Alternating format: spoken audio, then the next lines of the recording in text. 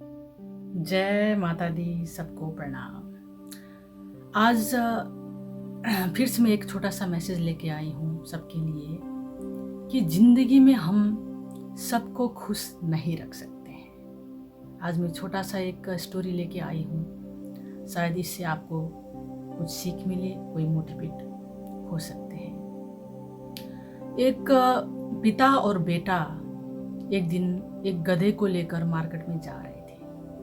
तीनों पैदल चल रहे थे और जाते जाते रास्ते में किसी ने रोका और बोला, तुम लोग कितने मूर्ख हो, गधे होते हुए भी तुम पैदल जा रहे हो। तो फिर वो बंदा चला गया और बाप ने सोचा कि सही बात है, गधे होने के बाद भी हम पैदल क्यों जाएं, हम इसको इस्तेमाल करना चाहिए। तो फिर उसने अपने बेटे को गधे में रखकर चलने लगा। तो फिर आगे चलते चलते दूसरे व्यक्ति आकर उनको स्टॉप किया। तो वो लोग बोलने लगे,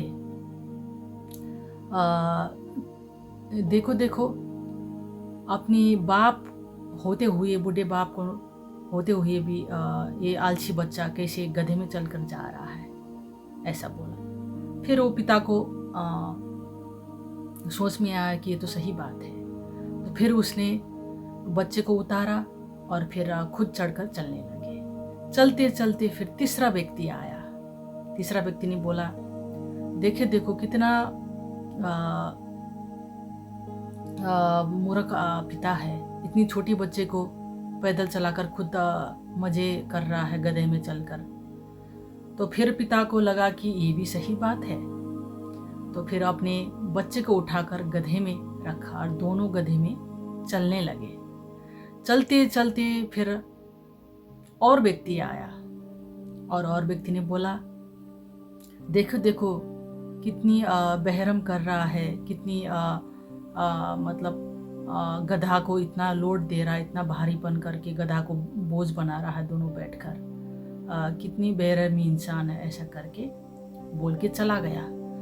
फिर उसको बुरा लगा आदमी को। तो फिर उसने बोला, ये तो सही बात, हम गलत कर रहे हैं, गधे को ऐसे टॉर्चर नहीं करना चाहिए। तो फिर उसने गधे को उल्टा करके दोनों पैरों को रस्सी से बांधकर एक पोल के सहारे, एक डंडे के सहारे दोनों कंधे में पिता और बच्चे दोनों गधे को ले जाने लगे उल्टा करके। तो चलते चलते चलते जब वो शहर के बहुत नज़दीक आने लगा, वहाँ पर बहुत सारे लोग थे।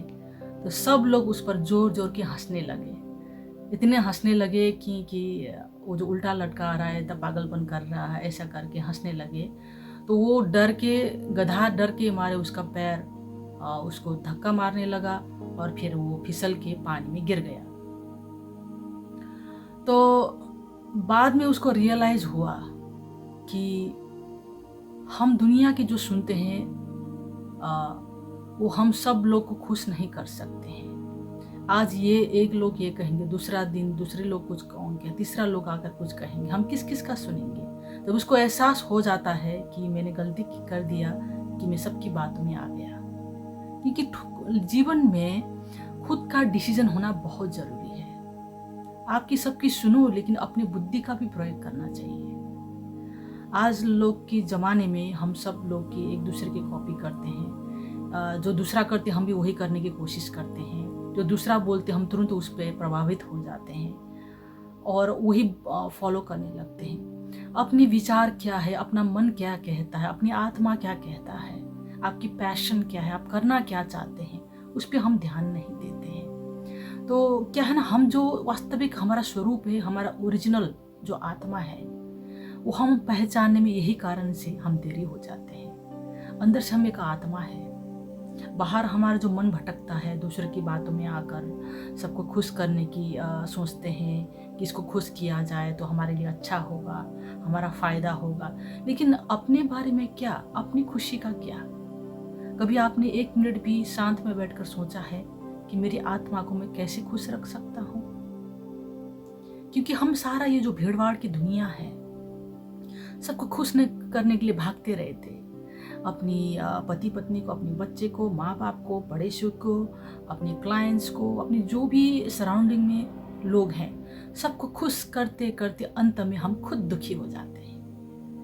क्योंकि सत्य ये है कि हम किसी को खुश कर ही नहीं सकते हैं। जिसको भी हमने आज खुश किया, कल नरसों परसों दिन वो हमसे बात करना बंद कर देगा, कुछ न कुछ खोट निकालेगा। तो इसीलिए हम ये कथा से हमको सीखना चाहिए कि सुनो लेकिन अपनी बुद्धि का प्रयोग करो। आपके लिए क्या सही है, आपके लिए कौन सा डिसीजन सही है, वो तय करने की आपकी बुद्धि होना चाहिए।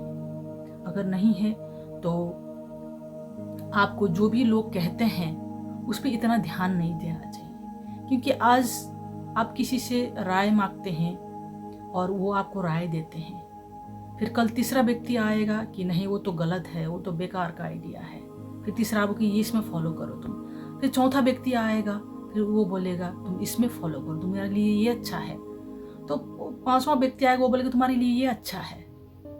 तो हम किस किस का सुने? आपकी मन की बात आपने कभी सुनने की कोशिश की? तो इसीलिए हम ये ब्रह्मांड को में जितने भी लोग हैं सबके पीछे नहीं भाग सकते हैं। आपको कभी कभी रुक के सोचने की क्षमता होनी चाहिए। ऐसे तुरंत ही दूसरे के प्रभाव में आकर, दूसरे की हंसने की वजह से, दूसरे के कहने की वजह से हमको तुरंत प्रभावित नहीं होना चाहिए। जीवन में सबसे बड़ा सक्सेस यही दिलाता है जब आप खुद के निर्णय ले सकते हो। खुद की आइडियाज को सही है गलत आप जब डिसीजन लेने लगोगे और दूसरी बाहर की जो सांसारिक लोग के प्रभावित नहीं होंगे, तो उसी दिन आप अपनी जिंदगी के मालिक हो। मतलब कोई भी बाहर के लोग आपको प्रभावित नहीं कर सकता है। इसीलिए बाहर की सुनो लेकिन खुद का अपना डिसीजन लेने की क्षमता होनी चाहिए।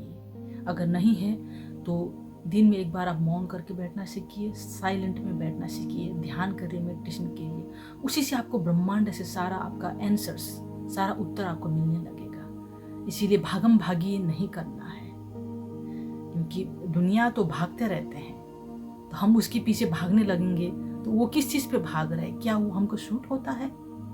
क्या दुनिया जो कर रहा है क्या आपके लिए ठीक है?